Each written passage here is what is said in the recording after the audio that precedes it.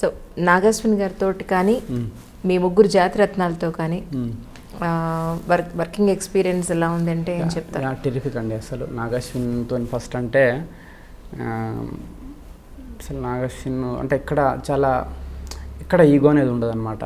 అంటే నేను ప్రొడ్యూసరు ఏదైనా నాకు ఇన్పుట్ ఇచ్చిన ఫైనల్గా నా డిసిషను అంటే మళ్ళీ నేను దాన్ని యాక్సెప్ట్ చేసినా కానీ వీడు నేను చెప్పినా కాబట్టి యాక్సెప్ట్ చేసినా లేదు నిజంగా వీనికి నచ్చే యాక్సెప్ట్ చేసినా అని చెప్పి ఆలోచిస్తాడు. మళ్ళీ నన్ను 10 సార్లు అడిగిపిస్తాడు వేరే వాళ్ళ నుంచి. లేదు నిజంగా నాకు నచ్చే యాక్సెప్ట్ చేస్తున్నాను నేను అని చెప్పి అట్లా చాలా ఇన్పుట్స్ ఉన్నాయి నాగాశ్విని ఈ మూవీలో. తర్వాత నేను చాలాసార్లు ఫోన్ చేసి థ్యాంక్స్ చెప్దాం అనుకుంటా, కానీ ఆ మూమెంట్ రానియాడు అనమాట. నేను చాలాసార్లు ఫోన్ చేసి అంటే వద్దు మస్తు మాట్లాడినా ఫోన్ పెట్టేసి అంటూ ఉంటారు. సో నవీన్ రావుల దర్శన్ అంటే చాలా వాళ్ళతో మీకు డే 1 నుంచి చాలా ఒక ఫ్రెండ్లీ వైబ్ వచ్చేస్తుంది మీకు. ఎక్కడ కూడా చాలా మ్యాజికల్గా జరిగింది షూటింగ్ అంతా. ఒక్కొక్క డైలాగ్ ఈ చివరికి ఫోకస్ పుల్లర్ దగ్గర నుంచి లైట్ బాయ్ వాళ్ళకు కూడా డైలాగ్స్ అనేవి పట్టేటోళ్ళు అనమాట. వాళ్ళు అంతా ఎంజాయ్ చేసేటోళ్ళు షూటింగ్. ఓకే. నవీన్ అయితే చాలా రేపు షూటింగ్ అంటే ఈరోజు దాన్ని డిస్కస్ చేయడము, దాన్ని బెటర్ చేయడము, ఇంకెట్లా చేద్దాం అని చెప్పి నవీన్కి నిద్ర ఉండదు రేపు షూటింగ్ అంటే. చాలా నాకు నిద్ర ఉండేది కాదు. సో నేను ఫోన్ అప్పుడప్పుడు స్విచ్ ఆఫ్ చేస్తాను ఇక నేను. నవీన్ మామ నాకు టెన్షన్ వస్తుంది రేపు సీన్ ఏందని చెప్పి ఫోన్ చేస్తే నేను స్విచ్ ఆఫ్ చేసి పడుకునేటోని నేను. నెక్స్ట్ డే లేచి చెప్పేటోని ఇక అట్లా జరిగేది. నవీన్ గారు పాపం చాలా ఎమోషనల్ అయినట్టున్నారు కదా. చాలా నాగశ్విని పట్టుకొని ఏడ్చిండు. అదే నన్ను ఎందుకు పట్టుకొని ఏడవలేదని చిన్న క్వశ్చన్ అడుగుతాను నేను. మిమ్మల్ని పట్టుకున్నాడు. అచ్చా డైరెక్టర్ మీరు కదా. అట్లా అని కాదు, అంటే మా సెట్లో ఎవరు నన్ను పట్టుకొని ఏడవలేదు యాక్చువల్గా. ఎందుకు ఏడవలేదని మా యూనిట్ వాళ్ళందరికీ ఈరోజు క్లాస్ తీసుకోవాలనుకుంటున్నాను నేను. ఎందుకు నన్ను పట్టుకొని ఏడవలేదు. సూపర్ జాతిరత్వమైన మామూలు విషయం కాదు. ఓకే. అచ్చా మీరు చాలా బేసిక్గా చాలా సీరియస్ కామెడీ చేస్తారు. That's what. ఇది నాకు అర్థమైంది. చాలా తక్కువ మాడతారు బట్ సీరియస్ కామెడీ ఉంటుంది, మామూలు కామెడీ ఉండదు. అమ్మ వాళ్ళు ఏమన్నారండి ఆఫ్టర్ దిస్? అందరు హ్యాపీ అండి. అంటే రిలీజ్ రోజు మార్నింగ్ అక్కడ సంగారెడ్డిలో చూసారు వాళ్ళు. అందరు ఫుల్ హ్యాపీ. మీ సిస్టర్స్, మీ బ్రదర్ సిస్టర్ ఏమన్నారు? అందరూ ఫుల్ హ్యాపీ సినిమా చూసి. హ్యాపీగా తిట్టారా? ఎందుకండి తిట్లా? ఏముందిరా మొత్తం నవ్వుకోవడం తప్ప సినిమాలో ఇంకేముందిరా అని ఎవరు అనలేదు? లేదు, నా నుంచి అదే ఎక్స్పెక్ట్ చేస్తారు. ఇంకా వాళ్ళు ఆ మాత్రం స్టోరీ ఎందుకు పెట్టినా తిడితే అంతే తప్ప నా గురించి తెలుసు కదా వాళ్ళకి. ఓకే. సో ఆ మాత్రం కూడా స్టోరీ లేకుండా మొత్తం ఫుల్ కామెడీ రావడం ఉంది ఏంటి, నవ్వడం ఏంటి, వెళ్ళిపోవడం ఏంటి. అంతే అండి. ఓహో, అది బాగుంది. ఆ డైలాగ్ ఎవరిదండి? డైలాగ్ కూడా మీరే రాశారు అయితే? శత్రువుకి శత్రువు మీరే రాశారు డైలాగ్స్? ఓకే.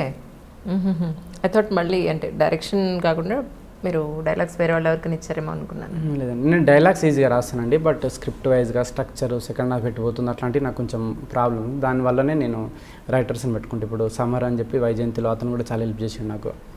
సో నాకేంటంటే ఫ్రెండ్స్ ఉంటారు చాలామంది రైటర్స్, వాళ్ళతో నేను ముందు స్ట్రక్చర్ మీద కూర్చొని ఒకసారి ఇది స్ట్రక్చర్ ఇది ఫిక్స్ అయితే దాని మీద నేను డైలాగ్స్ ఈజీగా రాసేస్తాను అనమాట.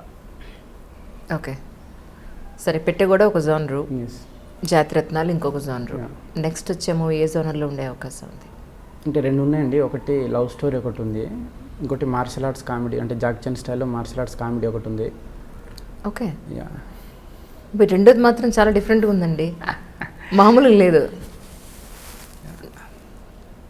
చాలా సంథింగ్ డిఫరెంట్ కాన్సెప్ట్ అది సెకండ్ది మాత్రం. నాకంటే మార్షల్ ఆర్ట్స్ అంటే చిన్నప్పటి నుంచి చాలా ఫ్యాసినేషన్ ఉండేది. జాకీ చాన్ కానీ స్టీఫెన్ చో కానీ చిన్నప్పుడు సెట్ మ్యాక్స్లో హిందీ డబ్బింగ్ సినిమాలు చూసి నేను కూడా ఏదైనా నూడిల్స్ సెంటర్కి పోయి నూడిల్స్ తిని నేను కూడా జాకీ చాన్ అని ఫీల్ అయిపోయాను అనమాట. నూడిల్స్ తిని. సో అట్లా. సో ఒక మార్షల్ ఆర్ట్స్ స్టోరీ ఎప్పటి నుంచో చేద్దామని ఉంది నాకు హ్యూమర్ తోటి. అది కుదిరింది మధ్యాహ్నం. చూడాలి, పిచ్చి చేయాలి ఎవరికన్నా హీరోస్కి. అంటే ఇప్పుడు మార్షల్ ఆర్ట్స్ నేర్చుకున్నారా మీరు? యాక్చువల్గా సుధాం ఏమైనా ఫన్ సీన్స్ వస్తాయేమో అని వెళ్ళిన కొన్ని రోజులు. ఓకే. 15 రోజులు స్టార్టింగ్ వెళ్ళిన, చాలా వెళ్ళలేదు. ఇక తర్వాత ఏమనుకున్నా, ఎందుకు వెళ్ళలేదు చెప్పండి? బాడీ పెయిన్స్ భయపడి వెళ్ళలేదు? చాలా ఎనర్జీ కావాలి దానికి, చాలా వెళ్ళలేదు. కొన్ని కామెడీ సీన్లు దొరికినాయి చాలా అని చెప్పి ఆపేసింది.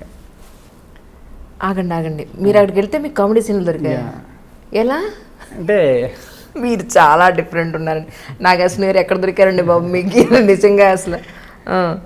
అదే అంటే హీరో పెయిన్ కావచ్చు, ఎంత ఫన్నీ సీన్స్ జరుగుతాయి ఫస్ట్ టైం వాడు మార్షల్ ఆర్ట్స్కి వెళ్ళినప్పుడు, అట్లాంటి సీన్స్ నేను అనేది.